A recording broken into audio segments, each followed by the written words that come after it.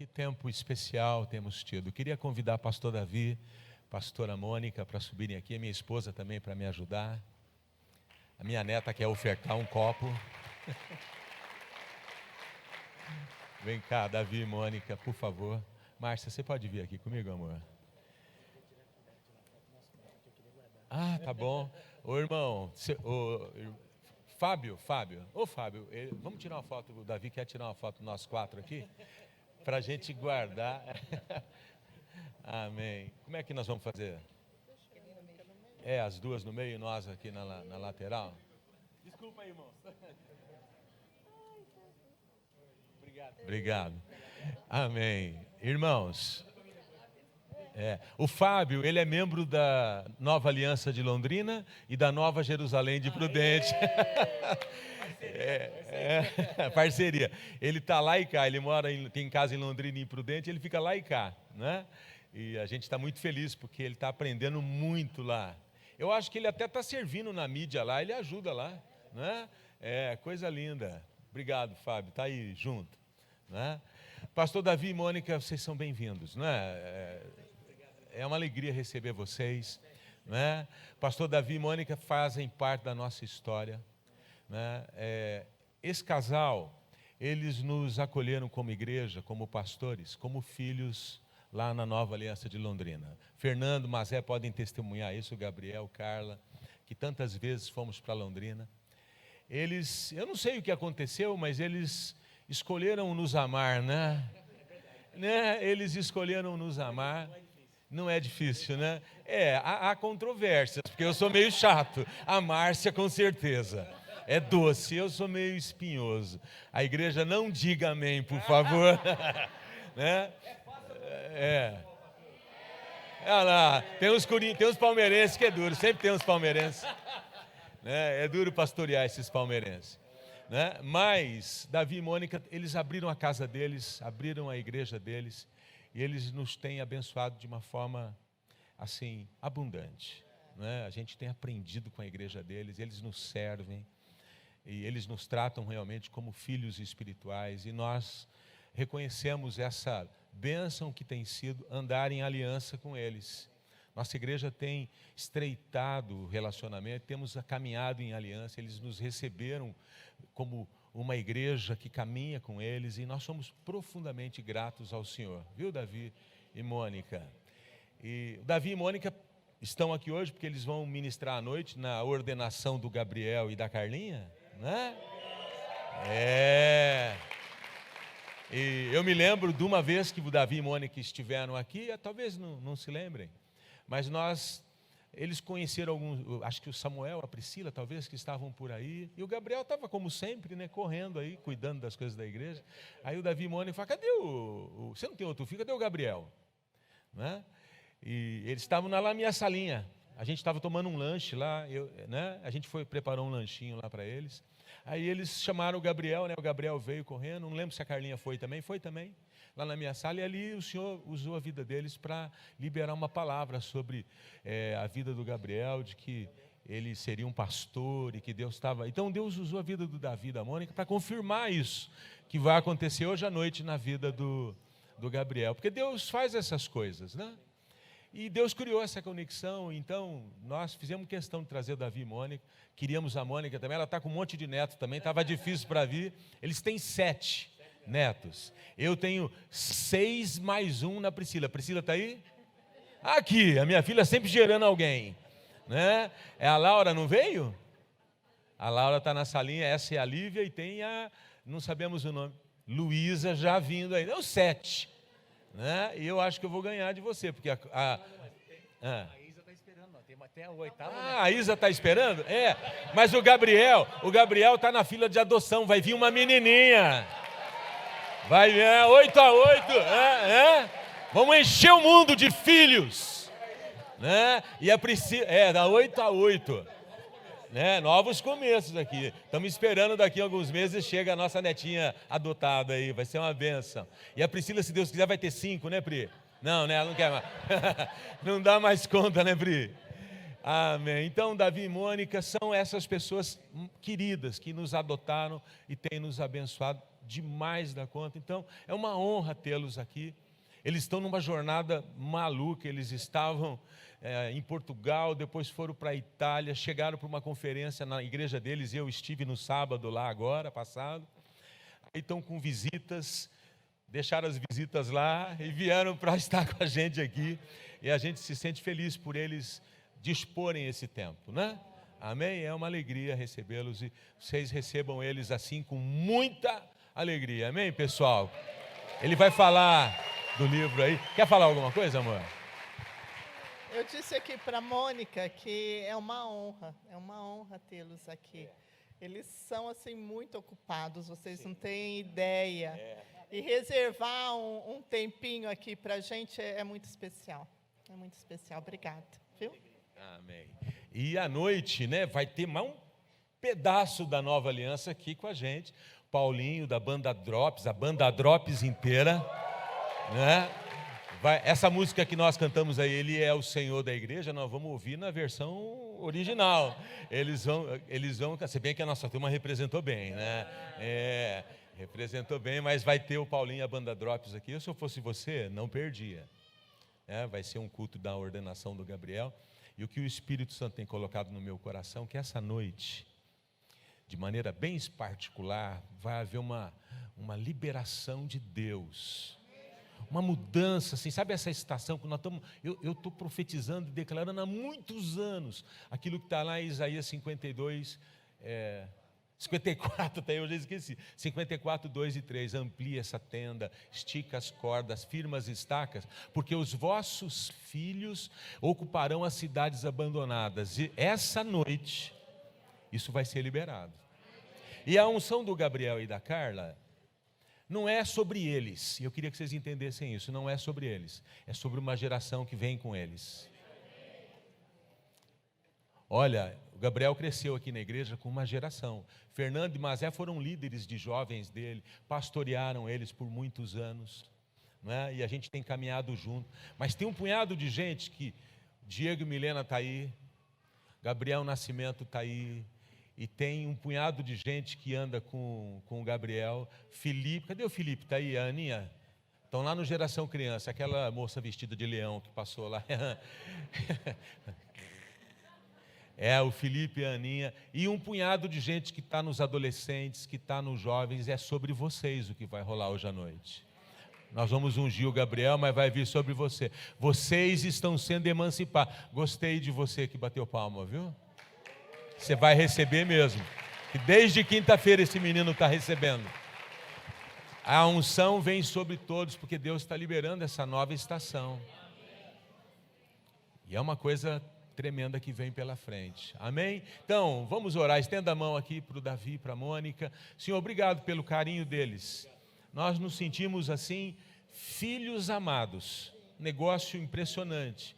E eles têm cuidado da gente, eles têm nos ajudado a tomar decisões, nos ajudado a resolver questões, a lidar com problemas que às vezes são muito maiores do que nós mesmos. E é tão bom ter mentores, pais espirituais, Senhor, que nos ajudam a caminhar. E eu te agradeço pela paternidade, pelo cuidado, pelo amor deles conosco. A gente nem entende, Senhor, por quê, mas eles têm nos amado. E a gente te agradece por isso, porque o Senhor envia pais para cuidar da gente, para nos abençoar. E nós estamos aqui como filhos na casa de Deus para sermos ministrados pelo Senhor, no nome de Jesus. Amém. Glória a Deus, Davi. Ah lá, agora arrumaram um cara para trocar a espuminha. Deram a espuminha para ele trocar. Aí. Esse aqui é o para o Davi. Esse aqui Obrigado. Fique à vontade. Obrigado, pastor Nivaldo, pastora Márcia. Obrigada, uma honra. pastor Nivaldo, pastora Obrigado. Márcia. Obrigada. Vou falar. Amados, Obrigado. bom dia.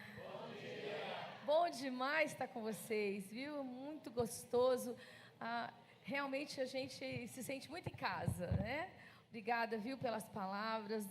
Seus pastores são muito amados. A gente ama mesmo muito e tem essa alegria de ser companheiros de ministério, companheiros de julgo, né? Companheiros de jornada. Mas para nós realmente é muito bom estar aqui com você nessa manhã. E eu creio que realmente, eu tenho certeza, né, que esses são os dias proféticos para essa casa, amém? que Deus tem liberado porções sobre a vida de vocês. E não vai ser diferente hoje. Deus tem uma porção nova para você. Amém, Senhor. E a gente costuma falar muito, pastor Davi, né? A gente costuma falar muito que depende muito da nossa expectativa. Amém. Então eu queria perguntar uma coisa a você. Você tem expectativa? Você deseja aquilo que Deus tem para você nesse dia? Amém. Você almeja receber aquilo que Ele preparou Glória para a Deus. você? Amém. Amém. Amém. Amém. Eu também almejo. Eu sei Amém, que Senhor. Deus tem uma porção fresca, uma porção nova para cada um de nós. E eu tenho certeza que Ele vai fazer isso nesse dia. Muito bom. Querido, que o Senhor te abençoe nessa manhã, que a palavra possa encontrar lugar no seu coração e trazer aquilo que Ele preparou para você. Aleluia. Amém? Deus te abençoe. Amém. Amém. Obrigado, amor. Bom dia, gente. Vocês estão numa conferência profética, eu senti de fazer algo. Queria pedir para esse irmão, camiseta branca, ficar em pé, por favor. Você mesmo. Para ficar em pé, por favor. Queria que vocês observassem a camiseta dele. Que coisa linda, irmãos. Olha isso. Obrigado, irmão.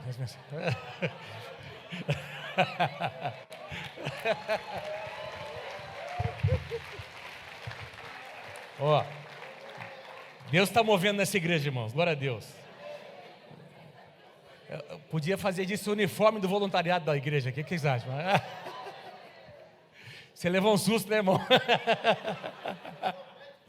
Amém. É muito bom estar com vocês. Uma honra. Seus pastores são nossos amigos mesmo. Amigos chegados. Nós temos acompanhado essa casa, acompanhado desde o começo o crescimento, o estabelecimento dessa casa, como Deus foi honrando os seus pastores, levantando outros ministérios, não é? Quero reconhecer aqui o Gabriel e a Carla. É uma honra estar com vocês aqui, viu? Num dia tão especial, né, Gabriel? E eu me lembro desse dia que nós tivemos aqui, que Deus realmente mostrou algo tão forte para nós, que Deus estava levantando vocês como pastores nessa casa. E eu tenho certeza que é o início de uma nova estação para vocês e para essa igreja, não é? O Joel e a Liliana estão aqui também, né? A gente também conhece desde a época de Araçatuba, né, Joel? E temos caminhado juntos, Fernando e Magé, que estão sendo enviados lá para Campo Mourão, né? Uma cidade linda que Deus também tem algo tão especial para fazer naquele lugar por meio deles. A igreja, quando a igreja é viva, ela se multiplica, ela expande, não é? E no momento de multiplicação como esse, a gente não vê como uma perda, a gente vê como algo bom que Deus está fazendo, porque é o reino de Deus que está se estendendo. Quem pode dar um aplauso ao Senhor, amém? Deus é bom. Irmãos, antes de eu entrar na palavra, Deus colocou no meu coração uma palavra para você. Eu quero, eu já enviei um aqui de presente para o seu pastor, não é? Amém. Esse livro nasceu, um livro que acabamos de lançar, está fazendo uns 2 meses, quase 3 meses. Esse livro, A Conquista, ele é o resultado de uma série de 12 mensagens que eu ministrei na nossa igreja no ano de 2020. Quando começou a pandemia, todo mundo foi para casa, tivemos que cancelar os cultos presenciais, e Deus colocou no meu coração uma palavra, me fez estudar o livro de Josué. O que era para ser 2 ou 3 mensagens se transformaram em 12 mensagens, não é? Sequenciais, cobrindo todos os 28 capítulos do livro de Josué. Foi algo muito especial para a igreja, e foi muito incentivado pelos irmãos, pela minha esposa principalmente, os pastores, a transformar aquele conteúdo num livro. Foi um outro desafio, não é? É diferente você pregar e você escrever. O seu pastor acabou de lançar um livro também que eu estou lendo, e é diferente, né, Nivaldo? A gente escrever, a gente tem que sempre se colocar no lugar de alguém que vai estar do outro lado, para que ele possa entender o que a gente quer transmitir. É um livro que eu tenho certeza que vai abençoar a tua vida. São 12 capítulos, não é? Que eu coloquei aqui, eu expus aqui verdades e princípios que você pode encontrar, todos eles no livro de Josué. Quem é chamado para vencer? Diga para quem está do seu lado: você é chamado para vencer, em nome de Jesus. Fala sobre a preparação que nós precisamos ter para enfrentar os nossos inimigos. Edifique os seus memoriais. Edifique os seus memoriais, não negocie valores, valorize a sua aliança com Deus, mantenha o foco, lute por sua herança e construa o seu legado. O último capítulo fala sobre como Josué encerrou a sua vida, não é? Mais importante do que começar bem é encerrar bem, é terminar bem o que Deus nos chamou para fazer. Esse aqui vai de presente para o Gabriel, para cá, vocês não entendem, né? Eu vou fazer uma dedicatória para vocês depois, tá? Queridos, Deus está agindo nessa casa. Eu sei que vocês estão vindo de uma conferência em que muitas palavras foram liberadas sobre vocês, e eu creio que palavras que vêm do Senhor em momentos específicos nos liberam também para a gente experimentar coisas novas em Deus. Quem recebe, diga amém, em nome de Jesus. E eu quero compartilhar com vocês uma palavra que eu entreguei na nossa igreja há pouquíssimo tempo, está muito fresca no meu coração. Deus falou muito comigo. Eu estava num período de devocional, nós estamos fazendo as nossas devocionais desse ano, estudando personagens bíblicos.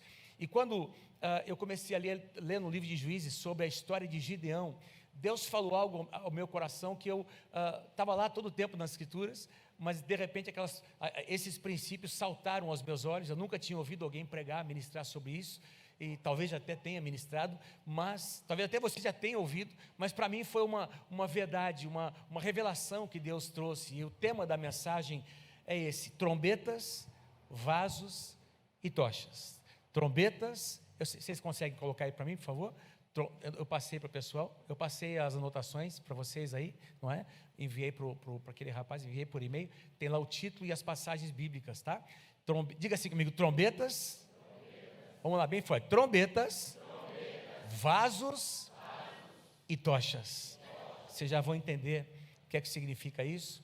Num momento muito especial na vida de Gideão, nós encontramos esses 3 elementos proféticos que falam para nós, apontam, ministram ao nosso coração. A Bíblia, meus irmãos, quem aqui concorda comigo que a Bíblia é um livro maravilhoso? Amém? Quem aqui ama a palavra de Deus? A Bíblia é um livro cujo enredo principal é a história da redenção, cujo personagem principal é o Senhor Jesus Cristo, não é? Jesus é o centro de tudo. A história está dividida entre antes de Cristo e depois de Cristo. E na Bíblia, tudo está centrado em Jesus, não é? O Antigo Testamento aponta para o Messias, o Novo Testamento explica sobre o Messias, não é? O Antigo Testamento profetiza sobre algo que um dia aconteceria. No Novo Testamento nós temos a revelação clara, se materializando, Jesus, Deus se fazendo carne. Mas nas Escrituras nós não encontramos apenas Jesus como personagem, nós temos muitos personagens que ajudaram a construir essa história, pessoas comuns como eu e você. Quem aqui concorda comigo que Deus usa pessoas comuns como eu e você? Amém? Deus usa, diga assim comigo: Deus usa pessoas comuns para realizar coisas extraordinárias. Amém? Em dias absolutamente comuns, Deus usa pessoas comuns para realizar coisas extraordinárias. E Gideão é um desses personagens que nós encontramos no Antigo Testamento, que ajudaram a construir a história do povo de Deus, do qual seria revelado o Messias. A história de Gideão está em 3 capítulos, capítulos 6, 7, 8 de Juízes. Você pode ler depois, não é? Se você tiver tempo na sua casa. E quando a gente lê sobre os juízes na Bíblia, irmãos, foram homens e mulheres levantados por Deus, líderes, que governaram a nação de Israel, ou melhor dizendo, lideraram a nação de Israel, numa época em que Israel ainda não tinha os reis estabelecidos. Foi um período de aproximadamente 320 anos, depois que Josué conduziu o povo até a terra prometida. Aliás, Josué foi o primeiro juiz já estabelecido ali, quando Israel estava estabelecido na terra de Canaã. O primeiro juiz foi Josué, e o último foi Samuel. E nós encontramos nesse período de 320 anos aproximadamente, 14 juízes, homens e mulheres levantados por Deus. Eu vou ler com você aqui do capítulo 2, versículos 18 e 19, olha o que diz aqui: sempre que o Senhor lhes levantava um juiz, sempre que o Senhor lhes levantava um juiz, ele estava com o juiz e os salvava das mãos dos seus inimigos enquanto o juiz vivia. Mas quando o juiz morria, o povo voltava a caminhos ainda piores do que os caminhos dos seus antepassados. Recusavam-se a abandonar as suas práticas e o seu caminho obstinado. Isso aqui é uma fotografia, não é? Um quadro do cenário que nós encontramos durante esse período de 320 anos não é? E os 21 capítulos de Juízes vão nos mostrar homens e mulheres se levantando. Enquanto aqueles homens se levantavam, a nação prosperava, Deus trazia avivamento. Mas quando esses homens e mulheres morriam, meus irmãos, o mover de Deus desaparecia, acabava, e Israel voltava a adorar outros deuses. Eu não creio que Deus está levantando uma igreja que depende de pessoas. A igreja é maior do que nós, amém? Nós vamos passar, e quem está comigo aí, quem crê comigo, a igreja do Senhor Jesus vai permanecer. Se nós não estivermos mais aqui, a igreja vai continuar avançando, porque Deus não está levantando uma igreja que depende de uma pessoa, centrada numa pessoa. Deus está levantando uma igreja que tem poder para fazer as portas do inferno não prevalecer, amém? As trevas terão que recuar, e não é a hora mais de personagens isolados, agora é a vez da igreja do Senhor Jesus Cristo assumir o seu lugar. Nessa época, enquanto o líder vivia, tudo dependia desse líder. O líder morria e a igreja, melhor dizendo, Israel, se corrompia. Você vai encontrar muitas vezes no livro de Juízes essa frase: e os filhos de Israel tornaram a fazer o que era mal diante do Senhor. Aí os inimigos vinham. Deus, aliás, usava esses inimigos que vieram tantas e tantas vezes, irmãos, para quebrantar o coração de Israel. A nação de Israel, que havia sido chamada por Deus para ser uma influência naquela terra, para abençoar aquelas nações. Na lei de Moisés, vocês vão se lembrar que havia toda uma situação voltada para estrangeiros, não é? Porque Deus queria abençoar as nações, mas Israel não entendeu o seu papel. Israel, ao invés de ser uma influência, eles eram influenciados. Como é triste, irmãos, quando a igreja deixa de ser igreja. Como é triste quando a igreja ela se parece tanto com o mundo que não tem mais diferença. E eu creio, irmãos, que se nós somos uma igreja verdadeira, de alguma forma nós vamos incomodar o mundo. Nós vamos incomodar com os nossos valores, nós vamos incomodar com os nossos princípios. Você já percebeu como uma pessoa que ama a verdade incomoda as pessoas que não falam a verdade? Você percebeu como uma pessoa que vive uma vida pura, não é, com a sua esposa, no seu casamento com o seu marido, não é? E um jovem que permanece puro antes mesmo de casar, se guardando, esperando aquele dia maravilhoso do casamento, não é? Como esse jovem, como essas pessoas incomodam, por quê? Porque não é normal. Quem é que disse que nós somos chamados para fazer igual ao mundo? Nós somos diferentes. Deus nos chamou para sermos luz nessa terra, e sal nessa terra e luz nesse mundo. Israel havia pedido, não é, a sua expressão, o seu chamado. O último versículo de Juízes é como se fosse uma fotografia, não é? Que mostra o cenário dessa época. Juízes capítulo 21, versículo 25. Naquela época não havia rei em Israel, cada um fazia o que bem lhe parecia, o que parecia certo. Isso aqui é o caos, irmãos. Quando cada um faz o que quer, quando cada um faz o que acha certo, não tem padrão do que é certo e errado. O nosso Deus é um Deus de ordem. Quem pode dizer amém? O nosso Deus é um Deus que estabelece na sua palavra o que é certo e o que é errado, quais são os limites, o que é uma família. Estão tentando dizer que família é isso, aquilo, mas é a palavra de Deus que define o que é uma família. É a palavra de Deus que define o que é um homem, o que é uma mulher, e nós ficamos com a palavra de Deus. Nós ficamos com a palavra de Deus. Nosso Deus é um Deus de ordem. Ele quer ordenar a nossa casa, Ele quer ordenar as nossas finanças, Ele quer ordenar os nossos relacionamentos, Ele quer ordenar o nosso ministério, as nossas posturas, o nosso chamado. O nosso Deus é um Deus de ordem. E aqui nós encontramos uma nação que vivia um caos. Cada um fazia o que parecia mais certo. E foi nesse contexto, irmãos, que Deus levanta esse homem, esse rapaz. Se a gente olha essa situação que Israel vivia numa perspectiva mais ampla, a gente percebe que de alguma forma Deus estava usando aqueles inimigos, não era a vontade de Deus, mas Deus havia dito isso, que se a nação não se mantivesse quebrantada diante dele, que inimigos viriam, e Deus estava usando aqueles inimigos para trazer o seu povo de volta. Na época de Gideão, irmãos, os midianitas estavam atacando, eles estavam vindo contra Israel. Eu estou com a boca muito seca, eu estou tomando um remédio esses dias, um resfriado forte que eu peguei, um antibiótico, e a minha boca está ficando muito seca, não é? Tem que manter aqui.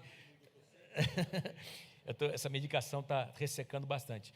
Então, os midianitas estavam ali, irmãos, para vir contra Israel, e eles assolavam a nação de Israel. Deus estava usando os inimigos para tratar com a nação. Eu não quero ser tratado por um inimigo. Eu não quero ser tratado pelo diabo. Tem gente que resiste o tratamento de Deus dentro da igreja, aí vai para o mundo, aí o diabo trata com essa pessoa lá fora, não é? Lembra do filho pródigo? Ele sai da casa, ele sai da cobertura, ele vai para fora, abandona o lugar de cobertura, aí ele é tratado lá fora. Ele chega no extremo onde ele de repente cai em si e lembra que tem uma casa. Eu não quero ser tratado por pessoas que não me amam. Eu não quero ser tratado pelo diabo, eu quero ser tratado pelo meu Deus e pelas pessoas que Ele tem colocado na sua casa para cuidar da minha vida, para falar aquilo que eu preciso, não apenas aquilo que eu quero ouvir. Deus estava usando os inimigos porque a nação havia endurecido o seu coração. 7 anos, irmãos, 7 anos em que os midianitas estavam vindo. E sabe o que eles faziam? Os midianitas eram uma nação que eles não tinham um lugar para viver. Eles não estavam à procura de um território. Eles eram um povo nômade. Eles viviam no deserto, em tendas. Até hoje você vai lá na região de Israel, naqueles desertos, nós estivemos lá 3 vezes, e você vai encontrar os beduínos, não é? Que são povos que vivem como nômades no deserto, não é? Eles vivem em tendas, e os midianitas, eles viviam em tendas, habitavam no deserto, irmãos. Mas o que eles faziam? Eles não estavam preocupados em tomar posse das terras de Israel. O que eles queriam é tomar posse da colheita, não é? Então, quando Israel plantava, e exatamente na época da colheita, os midianitas vinham e saqueavam todo o produto da terra. Durante 7 anos. Irmãos, não é isso que o diabo tenta fazer? Às vezes nós damos duro para semear, nós preparamos a terra, lançamos a semente, aguamos, preparamos, e na hora de colhermos o fruto, o diabo se apresenta para roubar o fruto do nosso trabalho. Os midianitas estavam fazendo isso durante 7 anos, assolando Israel, roubando a colheita, roubando a colheita. A opressão, irmãos, tornou-se algo tão forte, tão intenso, que várias famílias dos israelitas foram viver nas montanhas e habitar em cavernas. Era algo tão forte que você vai encontrar, no momento do chamado de Gideão, você encontra Gideão cuidando da fazenda do seu pai, colhendo ali, ele colheu um pouco de trigo, não é? Alguns feixes de trigo, e ele estava agora malhando o trigo dentro de um lagar. O lagar era uma espécie de um tanque, onde eles amassavam as uvas para fazer o vinho, num lugar escondido, pequeno. Normalmente o vinho, ele é malhado num lugar amplo, não é? Aberto, onde tem abundância de trigo. Ele estava ali, Gideão, dentro daquele tanque escondido, não é? Tentando esconder o fruto para que os amalequitas, os inimigos não viessem. Foi nesse momento que o Senhor encontrou Gideão. Enquanto ele malhava o trigo, num lugar escondido, dominado pelo medo, diz lá em Juízes capítulo 6, versículo 12, então o anjo do Senhor lhe apareceu e lhe disse, o Senhor é contigo, homem valente. Aí, irmãos, Gideão começou a procurar onde é que estava o homem valente. Ele reconheceu o anjo, mas ele começou a procurar, com quem é que esse cara está falando, será? E o anjo diz, é com você mesmo, é você, é esse cara, você é esse homem valente que Deus está levantando. Diga assim para quem está pertinho de você, é você que Deus vai usar, é você que Deus vai levantar.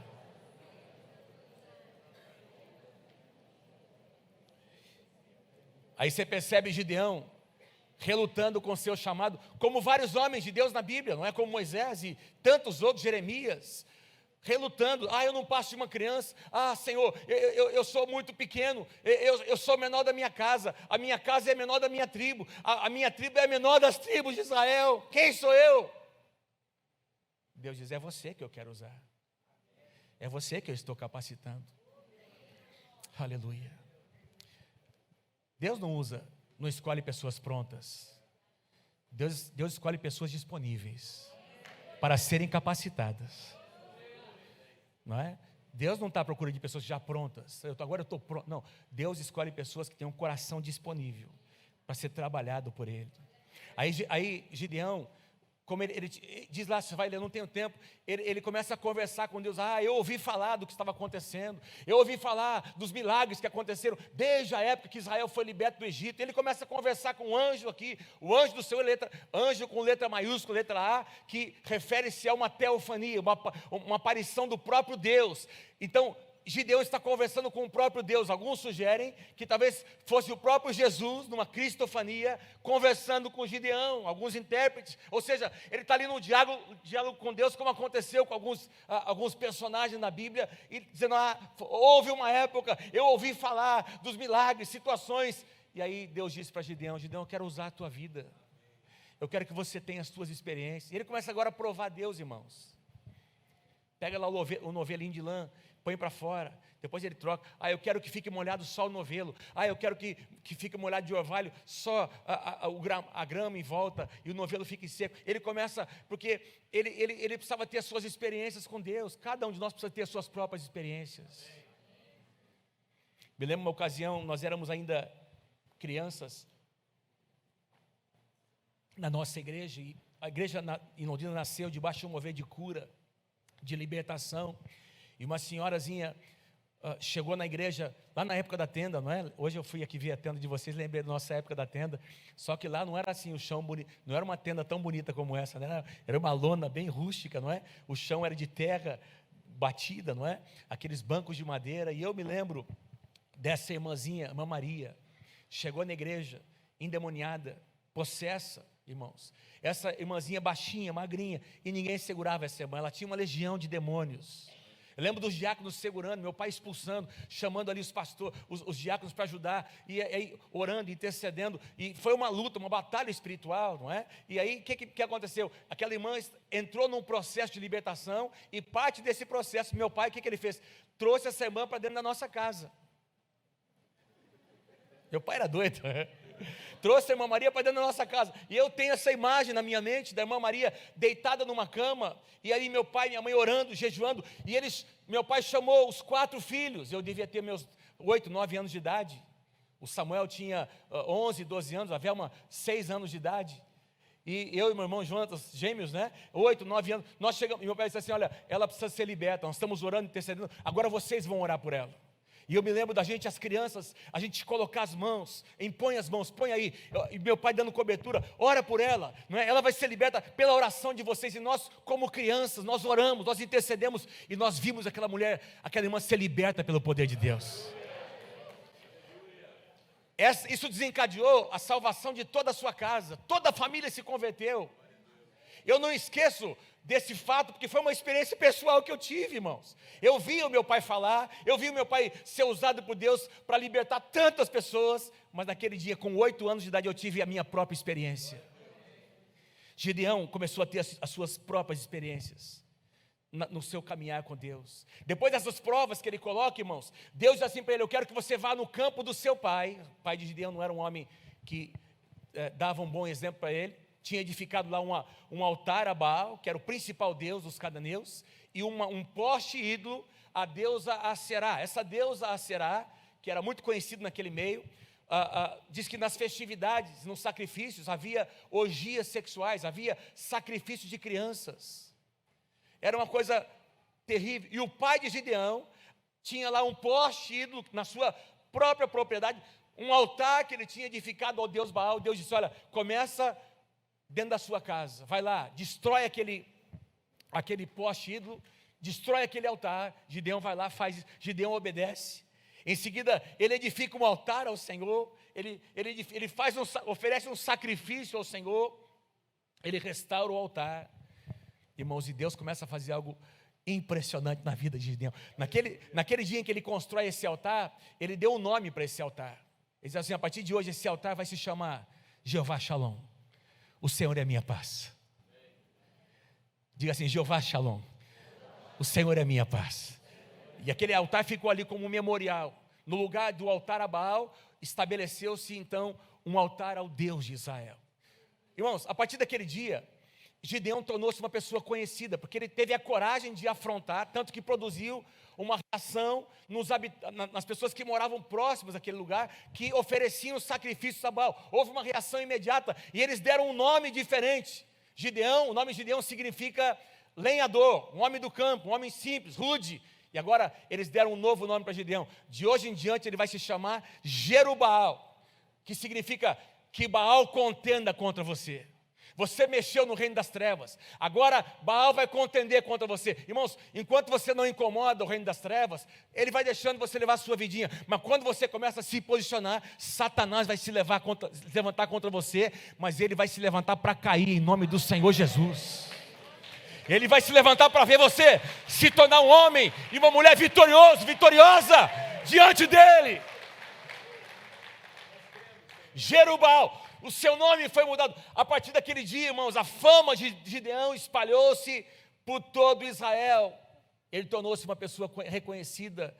E a Bíblia não diz quanto tempo passou, até que os midianitas mobilizaram outras nações. Eles perceberam que alguma coisa nova estava acontecendo no meio de Israel, e eles ficaram furiosos.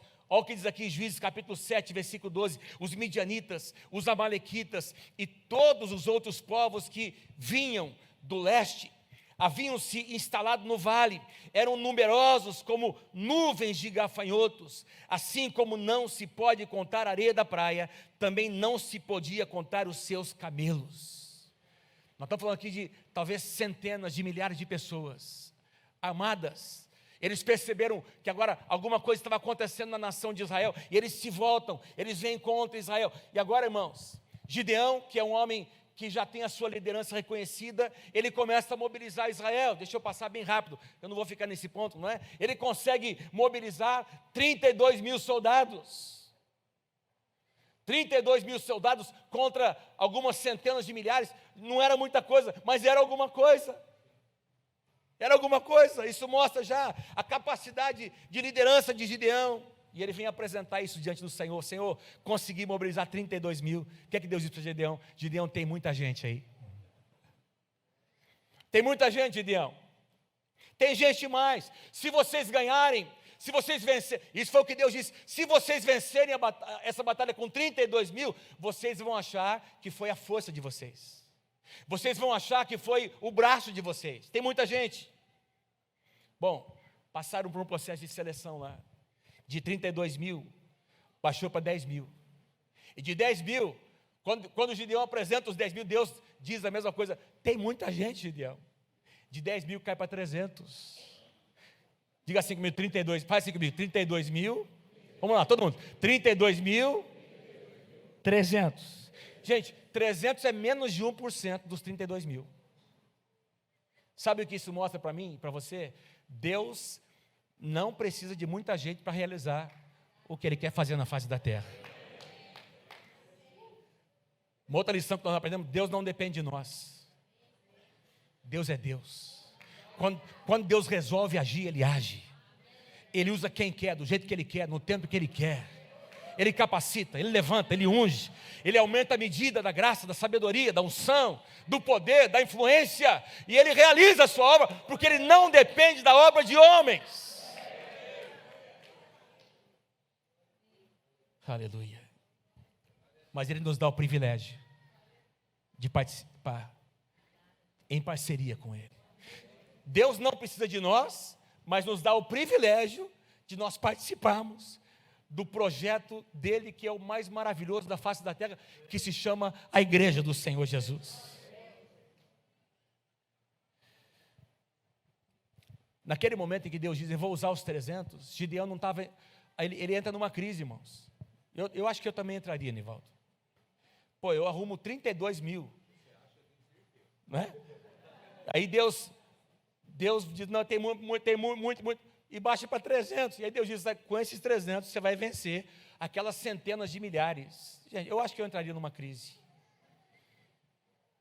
E aí Deus diz assim para Gideão, espera um pouquinho, eu vou te mostrar um pequeno detalhezinho, vou te dar um sinal. Olha como Deus é bom, irmão. Deus tem uma paciência com a gente, fala a verdade, Deus tem muita paciência. Deus diz assim, ó, Gideão, pega o moço aí, pega o seu ajudante, vai lá, tem essas centenas de milhares ali naquele vale, e aí Deus diz, vai lá no arraial do inimigo, e ouça o que eles estão dizendo ao seu respeito.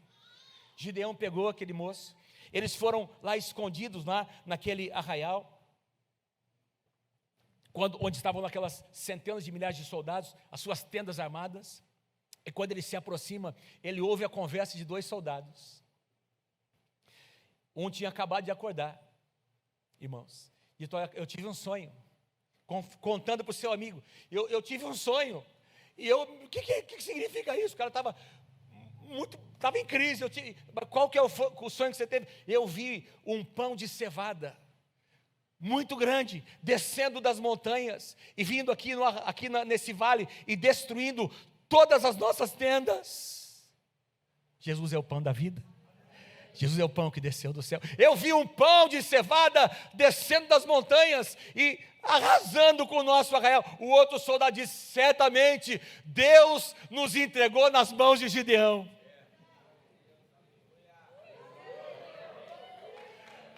Certamente Deus nos entregou. Mas o inimigo, reconhecendo a força do Deus de Israel, Deus usando uma mula, às vezes Deus usa pessoas ímpias para falar coisas que nós precisamos ouvir. Já ouvi tantos testemunhos de crentes que estavam no lugar errado, e alguém disse: você aqui? Não levanta a sua mão. Você dizendo isso, você não é assim. Você não foi chamado para isso. Você é igreja, você é luz. Deus às vezes usa situações para nos mostrar quem nós somos e quem nós podemos sem Deus. Quem pode dizer amém? Amém. Irmãos, é o que Gideão precisava ouvir. Essa conversa resolveu no coração de Gideão, foi um sinal que ele precisava para ter a certeza absoluta de que Deus estava no controle de todas as coisas. Gideão volta e eis o que ele faz. Juízes capítulo 7, versículos 19 a 22, Gideão e os 100 homens, não é? Porque ele pegou esses 300, ele dividiu em 3 companhias de 100, 3 grupos de 100, não é? Gideão e os 100 homens que o acompanhavam chegaram aos postos avançados do acampamento pouco depois da meia-noite. Assim que foram trocadas as sentinelas. Irmãos, presta atenção, olha para mim aqui, queridos.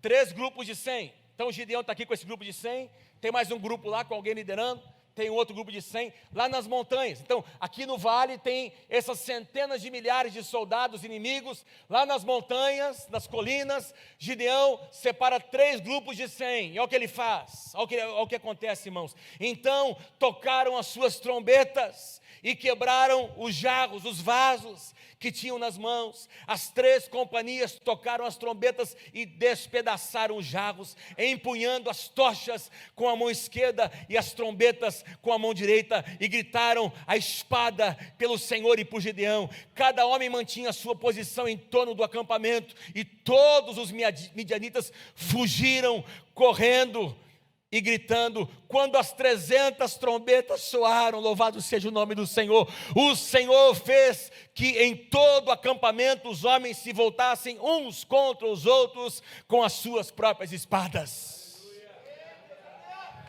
Aleluia, aleluia.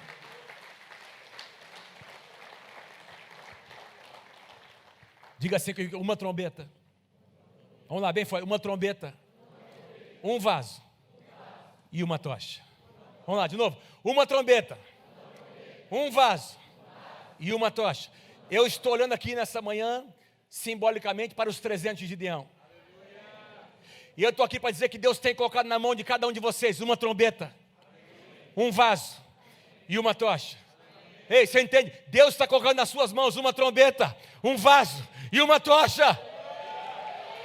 Deus está colocando nas suas mãos uma trombeta, um vaso e uma tocha. E eu quero conversar com vocês sobre esses 3 elementos que são simbólicos e proféticos para nós, irmãos. Tem toda uma simbologia atrás disso. Diz que eles se posicionaram. Eles se posicionaram segurando na sua mão direita uma trombeta. Eu quero falar com vocês sobre as trombetas na Bíblia. Tanto no Antigo quanto no Novo Testamento, nós encontramos muitas citações sobre as trombetas, que normalmente eram feitas de chifres de animais. Vocês devem ter visto um chofar. Algumas igrejas usam de vez em quando, não é? Como até um ato profético, não é? Nada mais é do que um chifre de carneiro adulto, macho. E eles usavam havia na verdade vários tipos de trombeta, dependendo do som que que os sacerdotes, porque normalmente eram os sacerdotes que tocavam, dependendo do som que se queria emitir, essa trombeta, essa corneta ou uma trombeta era feita de um chifre de um animal diferente, ou de um tamanho diferente, porque daí o timbre, o som saía de uma forma diferente. Deixa eu dar alguns exemplos. Quando, por exemplo, o povo, Israel era convocado, vocês estão comigo aí, gente? Quando Israel era convocado para ouvir a lei do Senhor no tabernáculo de Moisés, lá no deserto, perdão, aí, ó que lindo, por coincidência, olha que coisa maravilhosa, hã? Obrigado, minha irmã. Olha aqui, vamos dar uma aplauso. Obrigado, viu, querida? Isso aqui, ó, uma trombeta. Então, tinha trombetas menores e maiores, e cada uma, não vou nem tentar fazer o som, né? Mas você sabe, você toca isso aqui? Tenta dar uma tocada, vamos ver, tenta dar um toque, vamos ver lá. Vamos ver se a irmã enche o peito aí, manda bala, vamos ver. Aqui na frente, vai lá, manda lá.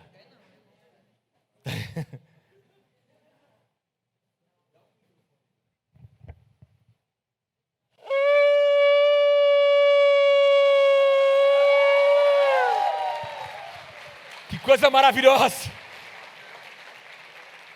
Mais uma vezinha, vamos lá. Vai lá, com toda a tua força, vamos lá.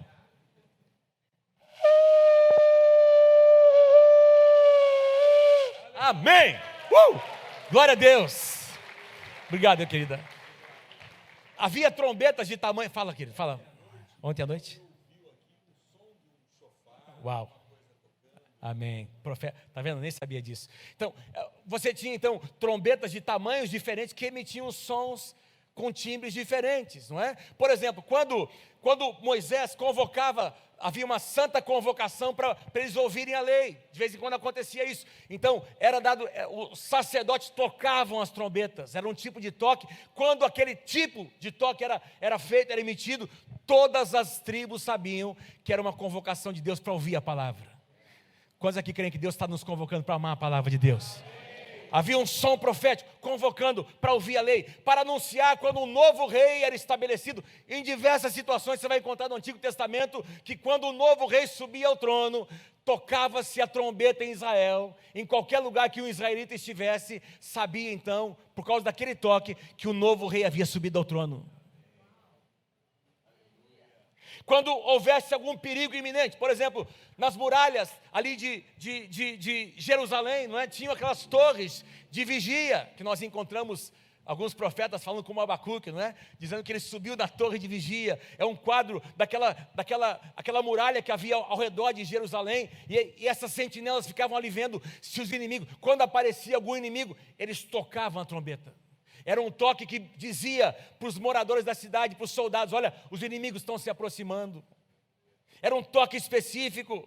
Quando Israel saía para guerrear, irmãos, havia um toque para eles se posicionarem, havia um tipo de toque para eles avançarem, havia um tipo de toque para eles retrocederem, toques emitidos específicos, de formas diferentes, não é como um som que anunciava alguma coisa que deveria acontecer. Vocês se lembram em Jericó, da vitória de Josué, na nova geração sobre Jericó? Eles deram durante 7 dias, uma volta em cada dia. No último dia, 7 voltas. E à frente, irmãos, de todo aquele batalhão, mesmo à frente da própria Arca da Aliança, havia 7 sacerdotes tocando 7 trombetas.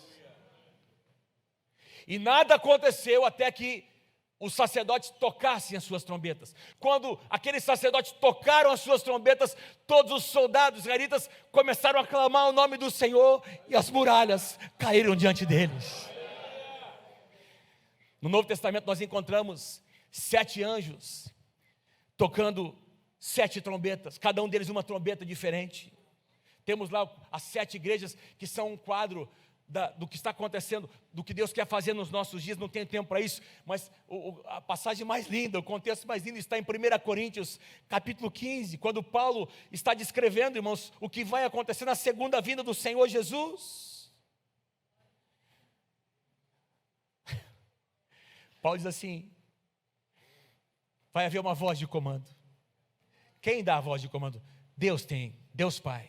Certa ocasião perguntaram para Jesus: olha, quando é que você vai voltar? Quando é que o reino vai ser estabelecido? Jesus disse para os seus discípulos, pouco antes de ser levado aos céus: não vos compete saber tempos e épocas que Deus determinou para o seu próprio objetivo e propósito. Deus, depende de Deus, Deus sabe o momento, Deus sabe a hora. E lá o apóstolo Paulo diz em 1 Coríntios 15 que é Deus quem vai tocar, aliás, quem vai dar a voz de comando. Uma vez a voz de comando sendo dada, a Bíblia diz que o arcanjo vai tocar a última trombeta. A última trombeta será tocada e você e eu ouviremos. Ouviremos essa trombeta ser tocada. Irmãos, diz que quando a trombeta soar, Jesus vem com os seus anjos. Quando a trombeta tocar, irmãos, os mortos em Cristo ressuscitarão. Os que estiverem vivos após o toque da trombeta terão os seus corpos glorificados. E a igreja então vai ser arrebatada para encontrar o Senhor nos ares, depois do toque da última trombeta. Quem tem ouvidos, ouça. O apóstolo Paulo nos diz em 1 Coríntios capítulo 14, versículo 8, se a trombeta não emitir um som claro, quem se preparará para a batalha? Eu estou aqui para dizer a vocês nessa manhã, em nome de Jesus. Eu tenho dito isso em muitas igrejas, pastor Nivaldo, onde eu tenho passado. Tem muita gente que circula de igreja para igreja, irmãos. Tem muita gente que fica migrando de igreja para igreja e nunca resolve quem são seus pastores, nunca resolve quem são seus pais espirituais. Essa é uma questão que você precisa ter muito bem resolvida no teu coração. Você precisa entender, precisa discernir quando o seu pastor toca a trombeta. Existe uma trombeta que Deus colocou nas mãos dos seus pastores, e essa trombeta tem sido tocada nessa casa. Quem tem ouvidos, ouça. Quem tem ouvidos, ouça. Eu estou entendendo, tenho conversado com o seu pastor, estou lendo o livro que ele escreveu, e estou percebendo que vocês estão num momento novo, numa estação nova como igreja, não é? De enfoque para os dons do Espírito Santo, o mover do Espírito. Existe uma trombeta tocando neste lugar. Você vai participar desse mover ou você vai só assistir? Quem quer participar, levanta a sua mão. Quem pode dar um aplauso ao Senhor Jesus?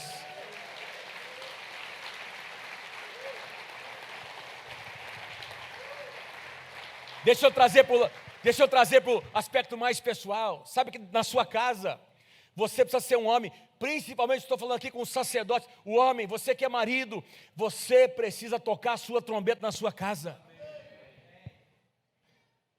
Às vezes diante de uma notícia, não é? De um acontecimento, alguma coisa inesperada que vem, irmãos, nós precisamos levantar, nós precisamos tocar a nossa trombeta. Me lembro que nós tivemos uma experiência com a nossa filha, Ana Ruth. Ela era pequenininha, 2 anos e meio de idade, e começou a ter convulsões. Para resumir a história, levamos lá no médico, irmãos. Foi feito o eletroencefalo. E aí ouvimos um diagnóstico, uma sentença. Ela vai ter que tomar esse remedinho aqui, Tegretol. Alguns de vocês conhecem. Vai ter que tomar para o resto da vida, porque ela tem um problema neurológico. Irmãos, enquanto aquele médico dizia isso, enquanto eu ouvia, eu e minha esposa aqui dentro, no nosso coração, nós estávamos tocando uma trombeta, dizendo: não, o nosso Deus tem a última palavra. Se for da vontade do Senhor que ela passe por isso, ela vai passar, mas nós vamos dar o crédito a Deus. Nós cremos que o nosso Deus é um Deus que pode curar a nossa filha. Saímos daquele lugar, fomos na casa dos meus pais. Falei: pai, nós estamos indo aí. Meu pai, pastor Samuel, fundador da nossa igreja, ele ungiu a Ana da cabeça até os pés. Nós profetizamos, nós oramos, nós tocamos a trombeta naquele momento, irmãos. E a Ana Ruth foi curada, completamente curada pelo poder de Deus. Nunca mais a Ana teve nenhuma convulsão. Foi uma experiência pessoal que nós tivemos. Eu não estou dizendo para você ser irresponsável. Eu não estou dizendo que você que tem que tomar medicação de uso contínuo, ser irresponsável. Não, você precisa ter uma palavra rema do Senhor no seu coração, mas no mínimo, você precisa tocar a sua trombeta. Dizendo: Deus, a última palavra é tua. Fala para quem está pertinho de você: toca a sua trombeta, meu irmão, minha irmã. Aqueles 300 soldados, irmãos, estavam ali posicionados. E eles começaram a tocar as suas trombetas. Agora imagine, comigo aqui, irmãos, imagine 300 soldados tocando 300 trombetas. Os caras estão lá à meia-noite, todo mundo dormindo, tem as sentinelas, e de repente lá em cima, tudo escuro, irmãos, não se via nada, 300 trombetas começam a ser tocadas. Eu fico imaginando, pastor Nivaldo, assim, porque as pessoas têm fôlegos, não é? Se você der aqui, colocar uma trombeta para cada um soprar aqui, cada um vai conseguir soprar por um tempo. Eu fico imaginando, enquanto um estava cansado, o outro estava tocando. Enquanto esse parava, o outro continuava. E esse som ensurdecedor de 300 trombetas, ele começou a tomar conta daquele vale. Foi um som profético. E aí houve confusão no arraial. Na mão direita eles tinham as trombetas, na mão esquerda cada um deles tinha um vaso com uma tocha acesa dentro. Deixa eu falar sobre os vasos. Os vasos na Bíblia, irmãos, também são, quero avançar aqui que o tempo está, né? Correndo muito rápido. Os vasos na Bíblia, os jarros, não é? São também simbólicos para nós. É uma figura profética que aponta para cada um de nós. Eu preguei uma série de mensagens alguns anos atrás na igreja, nossa igreja, sobre a casa do oleiro. Quando Deus disse para Jeremias capítulo 18, Jeremias, Israel vivia um tempo de apostasia, e Deus disse para Jeremias, eu quero entregar a você uma palavra profética, mas eu quero que você veja algo antes. Desce lá na casa do oleiro, vai lá na beira do rio Jordão, tem um oleiro ali trabalhando, ele está trabalhando a massa, não é, o barro. Eu quero que você desça lá naquele lugar e veja o que está acontecendo, porque eu vou liberar uma palavra profética para a nação, com a visão que você vai ter. Jeremias desce, ele vai até a casa do oleiro, irmãos, e quando ele chega, ele vê o oleiro trabalhando ali, aquele vaso, não é? Tinha ali uma roda de pedra, onde ele girava com os pés, uma espécie de suporte, e esse barro girando, e a Bíblia diz que enquanto Jeremias olhava aquele oleiro, diz que o barro se quebrou nas mãos do oleiro, o barro se desmanchou, e aquele oleiro pegou de novo aquele barro, e começou a moldar um novo vaso.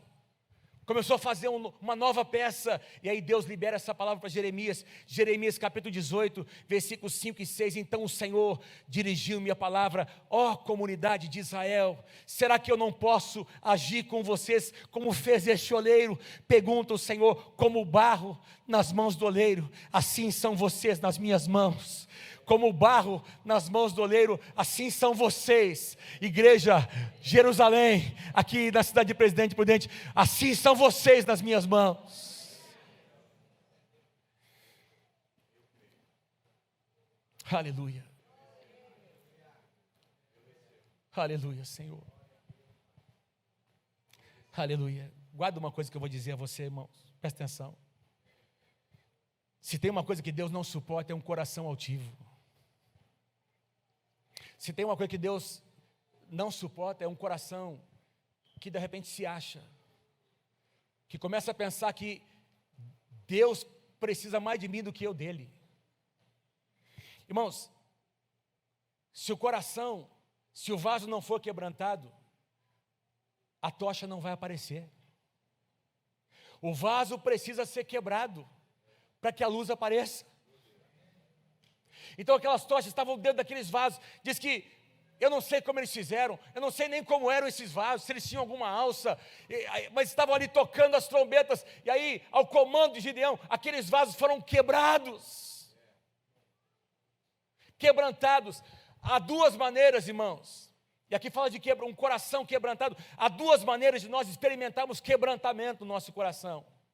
Primeira maneira é de maneira espontânea, por iniciativa. Hoje nós tivemos aqui um momento, durante o louvor, em que foi algo espontâneo. Todos nós nos curvamos aqui diante do Senhor, em quebrantamento. Quem acha que foi uma bênção que aconteceu hoje? Foi algo profético. Pode ser algo espontâneo, ou pode acontecer por uma ação externa. Às vezes, todos nós já experimentamos isso, situações que de repente acontecem, estava indo tudo correndo bem, de repente acontece uma situação inesperada que foge ao nosso controle e que nos leva a um lugar de quebrantamento, que nos leva a um lugar de rendição. Uma ação externa. Às vezes, irmãos, essa ação é uma ação mais incisiva. A Bíblia diz no livro de Provérbios que a pessoa que muitas vezes é confrontada, que se ela não quebrantar o seu coração altivo, ela será quebrada, ela será quebrantada num só dia, sem que haja cura, por causa da altivez do seu coração. A nossa Bíblia vai nos dizer, a sua Bíblia diz que um dia todo joelho se dobrará e toda língua terá que confessar que Jesus é o Senhor. Mesmo aqueles que resistem, nós como igreja podemos fazer isso de maneira espontânea hoje. Não é porque nós somos obrigados, é porque nós amamos este lugar. Deus habita num coração quebrantado. A um coração quebrantado e contrito tu não desprezarás, Senhor. Tem uma canção que nós cantávamos em Londrina, um músico compôs, que é um dos versículos de Isaías, que diz que mesmo habitando nas alturas, mesmo morando nos céus dos céus, não é na sala do trono, Deus também habita num coração quebrantado. Quem aqui quer ter um coração quebrantado diante do Senhor? Levanta as suas mãos e diga: eu quero, meu Deus. Diga assim: faz de mim, Senhor, um vaso quebrantado na tua presença. Quando os vasos foram quebrados, irmãos, as tochas começaram a brilhar, a luz daquelas tochas começaram a brilhar. Agora imagine comigo, 300 vasos quebrados, de repente tem lá, as trombetas estão tocando, e agora, lá em cima naquele morro, 300 tochas. Lá no Antigo Testamento nós encontramos algumas figuras, não é? Por exemplo, o Salmo 119 diz: lâmpada para os meus pés e a tua palavra. Essa palavra lâmpada, e luz para os meus caminhos. Essa palavra lâmpada era uma espécie de lâmpada pequenininha, que eles amarravam nos pés, e essa lâmpada iluminava apenas o próximo passo. Quando alguém queria uma luminosidade menor, usava uma lâmpada. Quando alguém queria algo mais forte, uma luminosidade mais intensa, acendia uma tocha. Eram 300 tochas. Quando os vasos foram quebrados, 300 tochas apareceram. E aí, os inimigos ouvem o som da trombeta, agora eles veem 300 tochas, e eles pensam que aquele exército está vindo contra eles. E aí, irmãos, tem confusão no arraial de Israel, aliás, no arraial dos inimigos, e aí eles começam a se matar uns aos outros, e Deus entrega nas mãos de Israel uma vitória maravilhosa, porque o nosso Deus, Ele tem poder para fazer infinitamente mais do que aquilo que nós pedimos ou pensamos. Quero pedir que os músicos venham aqui à frente, eu quero finalizar essa mensagem.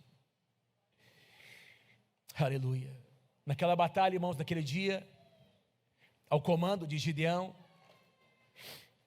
quando cada um daqueles 300 soldados tocou a sua trombeta, quebrou o seu vaso, aquelas lâmpadas, aquelas tochas começaram a aparecer, não é? E aí os soldados israelitas disseram, presta atenção: a espada pelo Senhor e por Gideão, a espada pelo Senhor e por Gideão. E eu pergunto a vocês: que espada, irmãos? Que espada? Ninguém segurava uma espada, não havia espada, não havia lança, não havia escudo, não havia flecha, não havia couraça, nenhuma arma natural.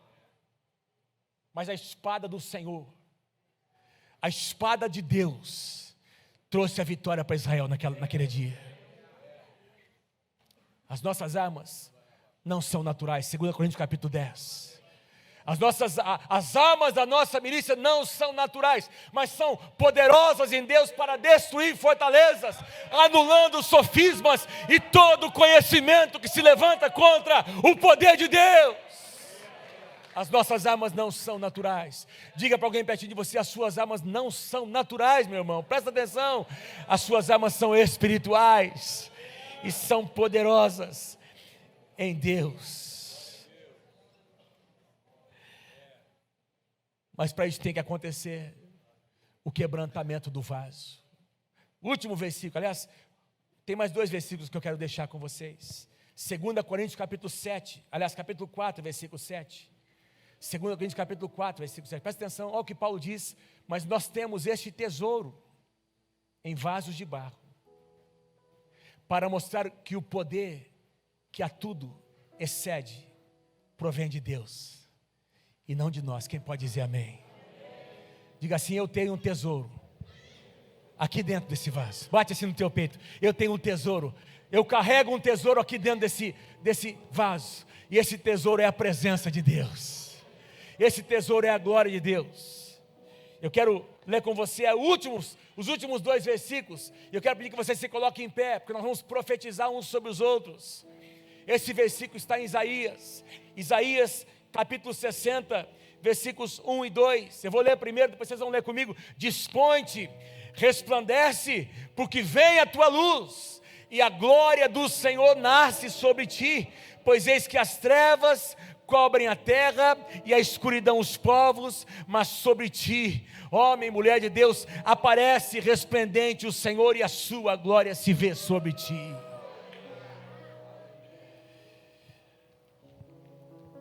Aleluia. Nós vamos profetizar uns sobre os outros nessa manhã. Aliás, põe a tua mão no teu peito. Vamos dizendo a primeira pessoa, diga assim comigo: eu me disponho e eu resplandeço, porque a glória de Deus vem sobre a minha vida, nasce sobre mim. Diga lá: porque eis que as trevas cobrem a terra e a escuridão os povos, mas sobre mim, sobre a minha vida, sobre a minha casa, aparece resplendente o Senhor, e a sua glória se vê sobre mim. Aleluia, aleluia, aleluia, aleluia, aleluia. Antes do Davi orar, eu queria só compartilhar com vocês. As pessoas estão vindo e falam no meu ouvido, né? Aleluia, Senhor. As pessoas, nós estamos nesse tempo profético e Deus está fazendo algumas coisas. Eu cheguei aqui na igreja, o Eliseu, né, me falou: pastor, eu não sei porque o Espírito Santo mandou eu trazer um saco de estopa para a igreja. Cadê o Eliseu?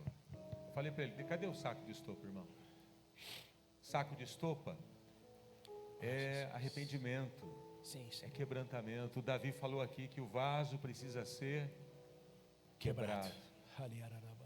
Aí, né, olha lá, saco de estopa representando o arrependimento. Aleluia. Sem quebrantamento e sem... Eu não pedi não combinei, viu, Davi? Amém. Isso aqui o irmão Eliseu é cheio de trazer essas coisas para nós. Glória aqui. a Deus, glória a Deus. E ele trouxe esse saco de estopa representando... Eles se vestiam de pano de saco no Antigo Testamento. Se vestiam de pano de saco, representando nós nos quebrantamos diante do Senhor. Nós reconhecemos que sem o Senhor nós não podemos, né? Então eu acho que o Espírito Santo está querendo nos dizer alguma coisa. Eu acho não, tenho certeza, a palavra do Davi, né? Aí a Marjorie, cadê a Marjorie? Eu não pedi para ela, nem sabia que essa irmã tocava chofar. Traz ele aqui, irmã. Aleluia, Senhor. Aí o Davi falou sobre trombetas. Amém, Senhor. Você está entendendo que está acontecendo alguma coisa, meu irmão? O que mais Deus precisa fazer para mostrar para a gente aleluia, o que está acontecendo? Oi, Marjorie. O tocar do chofar, ele é para um despertar para arrependimento e para querer mais de Deus. Aleluia, Senhor. Glória a Deus. Pode emprestar o chofar? Glória a Deus, glória a Deus, glória a Deus. Tem algo acontecendo, sim ou não? Aleluia. Aleluia. Eu pedi para trazer o vaso aqui. Esse vaso, a gente tem ele na igreja. Nós sempre usamos esse vaso no encontro com Deus. Agora eu estou lembrando também disso. A gente sempre usa esse vaso no encontro com Deus. A gente começa o encontro com Deus falando do vaso do oleiro. E normalmente eu venho com outro vaso de barro simples e comum. E para que as pessoas entendam o que vai acontecer naqueles 3 dias, eu pego aquele vaso de barro simples e comum. Quem já fez o encontro com Deus? Vocês devem lembrar dessa imagem, né? Eu quebro aquele vaso de barro, simbolizando que nós estamos entrando num processo de quebrantamento. Aleluia, Senhor. E depois, no final do encontro, né, a gente mostra esse vaso para vocês, porque quando eu me quebranto, quando eu me entrego, aleluia, Deus começa a agir na nossa vida. E aquele vaso de barro que precisava ser quebrado, se transforma num vaso que foi trabalhado pelas amém, mãos Senhor. de Deus. Meus irmãos, está acontecendo algo aqui nessa manhã. Essa palavra, essa estação, esse tempo, meus irmãos, é algo poderoso. Você quer falar, Gabriel? Não?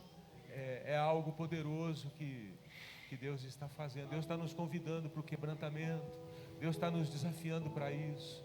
Davi falou, né, para que não suba no nosso coração nenhum tipo de vaidade, você usou uma palavra que eu não estou me lembrando, nenhum tipo de que não suba no nosso coração.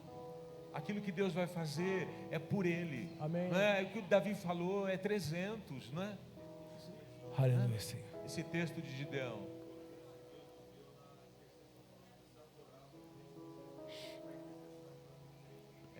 O texto de Gideão foi o texto que Deus deu para o grupo de intercessão. Glória a Deus. Fala com a Márcia aqui. No Brasil, no saco?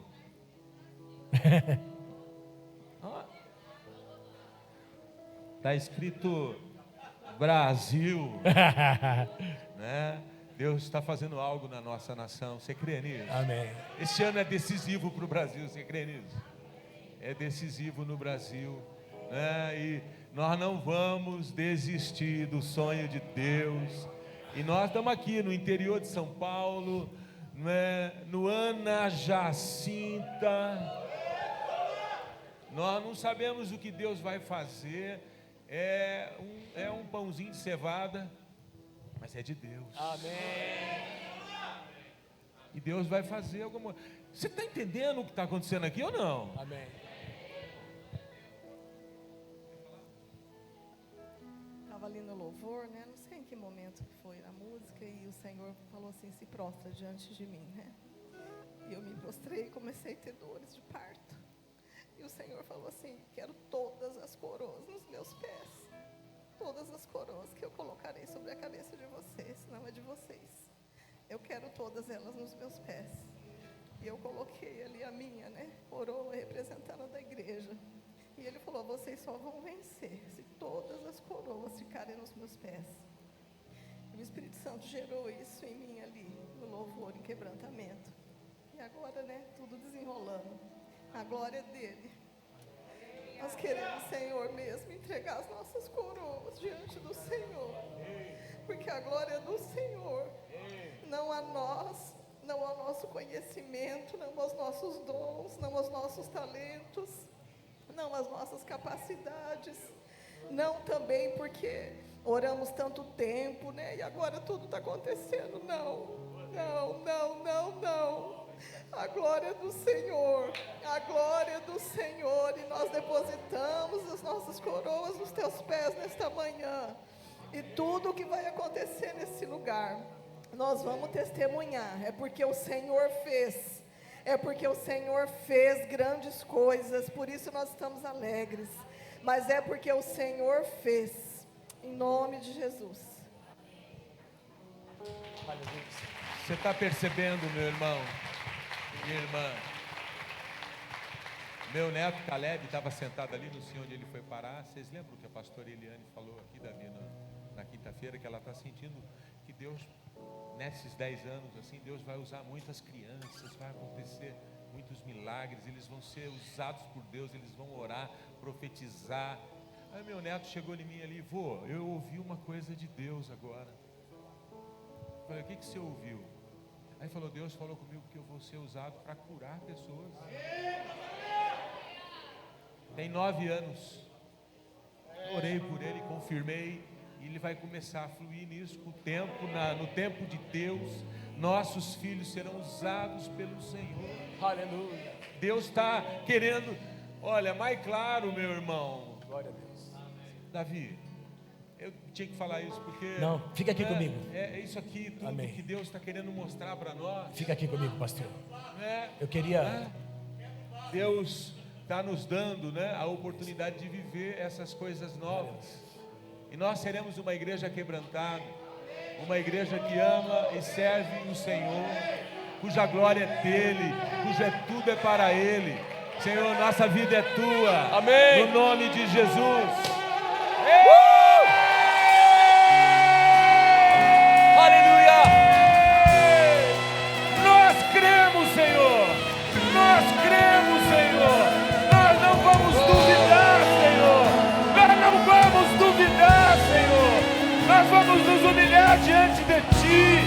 Nós vamos nos quebrantar diante de Ti. E nós damos um brado, um brado, um brado, um brado, um brado.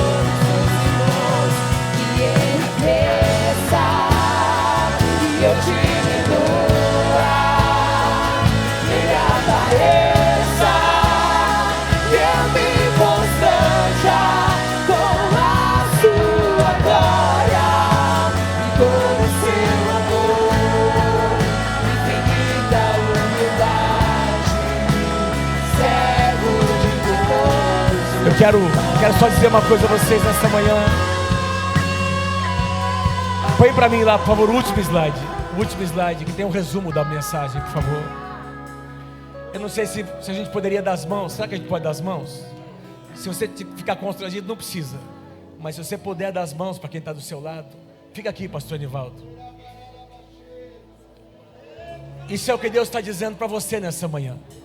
Esse é um resumo, a essência dessa mensagem, dessa palavra, para essa casa. A trombeta precisa ser tocada. Aleluia. O vaso precisa ser quebrado. A chama precisa estar acesa. A trombeta precisa ser tocada. O vaso precisa ser quebrado.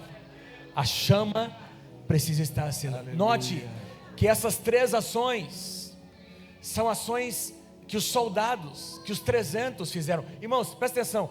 Tem coisas que Deus vai fazer, mas tem coisas que dependem de mim e de você. Amém, queridos? Depende de mim e de você. Então, o toque da trombeta é um posicionamento seu. O quebrantamento do vaso é nosso posicionamento. A luz, nós precisamos deixar que ela apareça. Então eu gostaria de pedir que nós encerrássemos esse momento orando uns pelos outros. Você vai olhar para essas 3 declarações e vai profetizar sobre essa irmã, Senhor, Tu tens colocado nas mãos dela uma trombeta. Começa a orar agora, começa a orar, começa a interceder. Senhor, em nome de Jesus, em nome da ousadia, Senhor, para esse homem, para essa mulher, Senhor. Pai, em nome de Jesus, para tocar a sua trombeta na sua casa, no seu trabalho, na escola, por onde quer que ele ande, Senhor, indo para o trabalho, voltando para casa, Senhor, no carro, oh meu Deus, ao almoçar, ao jantar, no café da manhã com a família, que a trombeta seja tocada, Senhor. Ei, diante das adversidades, que a trombeta seja tocada, Senhor. Oh, que os vasos se quebrantem, meu Deus. Faz dessa casa, Senhor, um vaso quebrantado na Tua presença. Oh, vasos quebrantados, Senhor. Pai, faz com que a Tua chama, faz com que o Teu fogo apareça nessa casa, Senhor. Oh, Teu fogo, Senhor. A chama não vai se apagar nessa casa. Em nome de Jesus. Em nome de Jesus.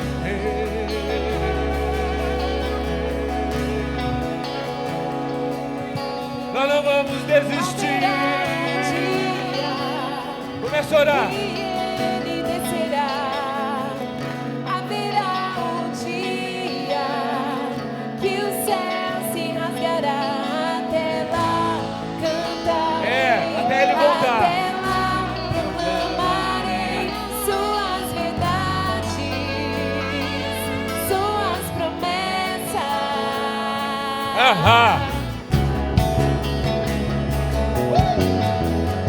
Pai, não haverá silêncio em nós. Haverá um dia que a terra se abalará. Chegou. Haverá um dia que o noivo se casará. Até lá, enquanto estivermos aqui, até lá, eu não vou me ficar em silêncio. Eu vou me levantar pela minha casa, pelo meu país. Nós não pararemos. Ó, diz isso para você. Eu não vou desistir no meio do caminho. E o justo governe. Nós não pararemos de até que o reino de Nós não vamos desistir dos planos e do reino. E o justo governe. Nós não pararemos de Lá em Campo Mourão, aqui em Prudente, em Londrina, no Brasil, do Sudeste, Sul, o mover. não pararemos de clamar até que o reino de justiça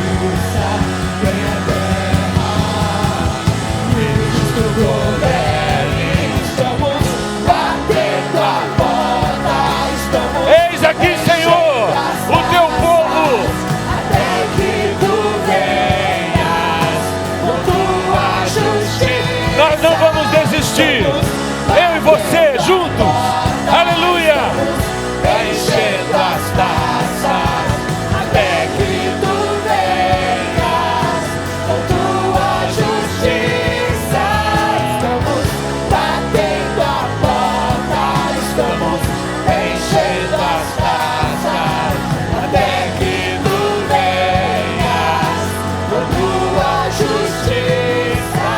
Estamos batendo a porta. Na tua casa, Pai, na tua presença. Até que tu venha com tua justiça.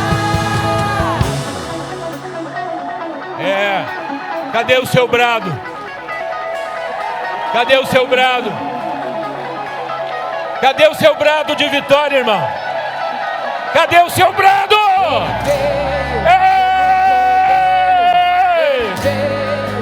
Como redentor, Ele virá pra governar, o Cordeiro reinará.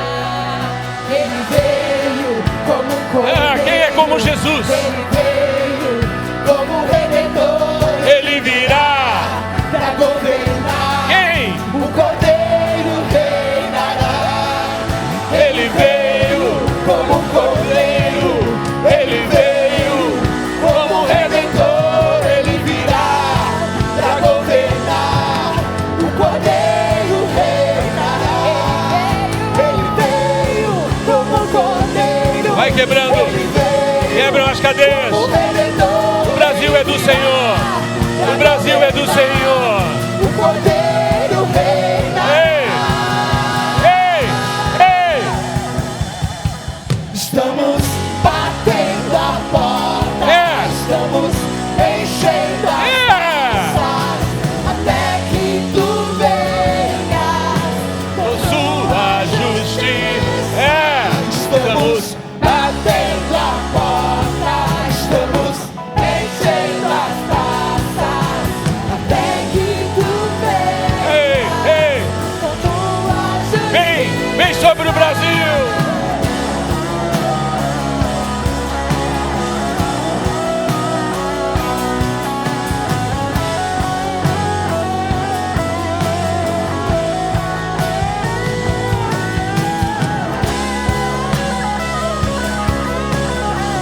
Dizemos não ao aborto. Dizemos não à ideologia de gênero. Dizemos não à mentira. Batendo, batendo, batendo, batendo na porta. Batendo, batendo, batendo, batendo na porta. Vem, Senhor. Sara a nossa terra. Batendo, batendo, batendo, batendo na porta. Batendo, batendo, batendo, batendo na porta. Batendo, batendo, batendo, batendo na porta. Batendo, batendo, batendo, batendo na porta. O justo juiz estende a sua mão. E ele restaura a nossa sorte. Ele restaura a minha sorte.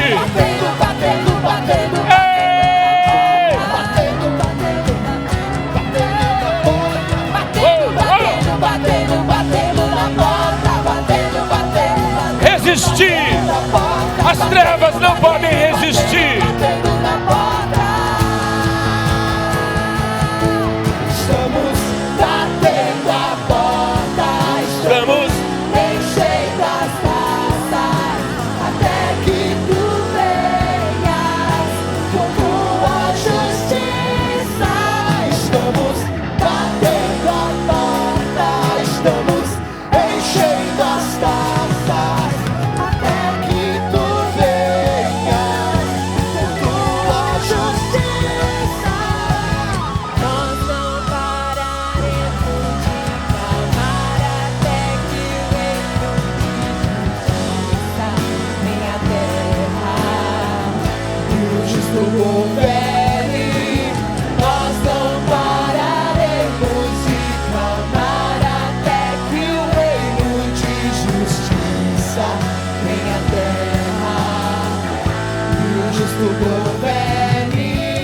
Nós não pararemos de clamar até que o reino de justiça venha à terra e o justo governe. Nós não pararemos de clamar até que o reino de justiça venha à terra e o justo governe. Aleluia. Aleluia. Quantos creem que a trombeta tocou nesse lugar? Quantos creem que a trombeta tocou nesse lugar? Quantos creem que o vaso foi quebrado? E quantos estão preparados para brilhar a tua luz lá fora, levar o evangelho aos quatro cantos dessa nação? Sermos instrumentos do Senhor para rendição, para redenção da nossa cidade. Uma vez o pastor Davi profetizou sobre essa casa que nós seríamos um farol nessa cidade. Essa palavra está se cumprindo. Nós estamos entrando na estação do cumprimento das promessas, das palavras.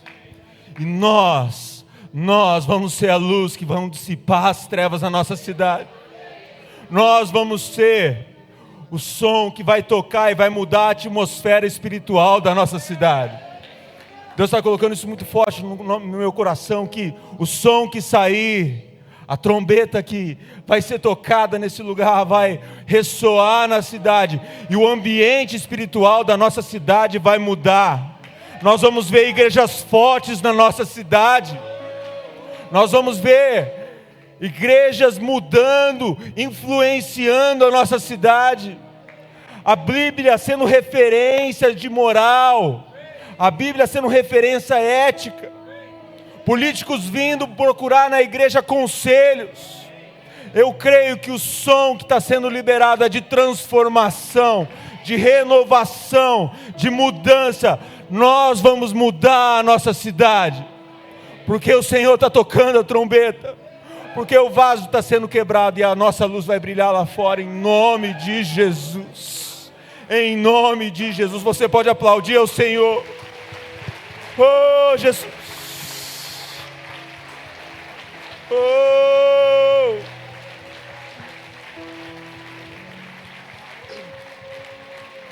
Nós estamos crendo, meu irmão, no novo ciclo. Você está preparado? Foram nesses dias, desde quinta-feira, a gente estava meio tentando processar, né? Mas a gente está meio assim, né? Último dia de conferência, parece que tanta coisa aconteceu, a gente bebeu tanto do Espírito, parece que a gente está meio... Mas a gente estava processando, e uma impressão que eu tenho é que as palavras proféticas trouxeram um peso de responsabilidade, porque nós vamos começar a ver o que está sendo liberado, né? Por tantos anos nós temos visto palavras acontecendo, mas eu creio que o Senhor vai acelerar nessa estação. As promessas do Senhor vão vir com mais velocidade, com mais intensidade. Estou crendo. E nós estamos encerrando a nossa conferência profética com um gostinho de que algo está sendo iniciado, de que algo está sendo despertado, que a igreja está sendo despertada nesses dias, que o Espírito do Senhor vai se manifestar no nosso meio com mais poder, que a profecia vai se tornar mais intensa, que as curas vão ser mais presentes, que os milagres vão se tornar reais. Quantos creem? Quantos creem? Tudo isso que você ouviu nesses dias, meu irmão, é para você, porque nós profetizamos para a igreja, mas é no seu coração que isso vai começar a acontecer. As palavras vão começar a acontecer no seu dia a dia, na sua vida, no seu trabalho. É lá que você vai manifestar essa luz poderosa do Senhor. É lá que você vai tocar a sua trombeta, porque é lá que o Senhor vai começar a transformar, e isso vai invadir a igreja. Aquilo que vai começar no seu coração vai invadir a igreja, porque o Senhor trabalha primeiro no coração, para que a mão possa alcançar mais longe, e é no seu coração que essas palavras vão começar a se tornar realidade. Oh Jesus, Deus, a palavra que eu tenho para o Senhor é de gratidão. É gratidão, Jesus. Porque mesmo sendo tão pequenos, talvez no bairro mais afastado da cidade, o Senhor nos escolheu para um propósito que nós só temos a agradecer, Jesus, porque o Senhor tem sido tão bom. Obrigado, Jesus. Obrigado, Jesus, porque O Senhor talvez não tenha escolhido os melhores, mas o Senhor nos escolheu, Jesus, e nós somos gratos por poder fazer parte dessa obra, Jesus. Obrigado pelo teu amor, pelo teu amor que tem se manifestado de maneira tão graciosa durante todos esses anos, Deus, pela nossa igreja. Obrigado, Jesus, porque me falta a palavra, Jesus, para agradecer o quão bom o Senhor tem sido conosco, Jesus. Obrigado por esse tempo tão poderoso, Deus. Esse tempo de ativação tão poderosa. Desde quinta-feira, o Senhor está incendiando os nossos corações, Deus. E nós queremos dizer sim para as promessas do Senhor. Nós queremos dizer sim para as palavras liberadas. Nós dizemos sim para os propósitos do Senhor, Deus. Nós queremos estar disponíveis para aquilo que o Senhor quer fazer. Talvez nós não tenhamos todas as ferramentas ainda, Deus, mas o Senhor pode ter certeza, uma coisa nós temos é disposição. E nós queremos nos colocar aqui, Deus, nos levantar como um exército, como o Senhor levantou 300 ali, um exército de Gideão. Nós queremos, Deus, nos enfileirar para a batalha e dizer sim para o Senhor. Nós vamos pelo Senhor, nós avançamos pelo Senhor e nada vai nos parar, porque é o Senhor quem está aí na nossa frente, Deus. Obrigado, Jesus. Obrigado. Te louvamos e te agradecemos, Deus, em nome de Jesus. Glória a Deus. Que coisa maravilhosa, né?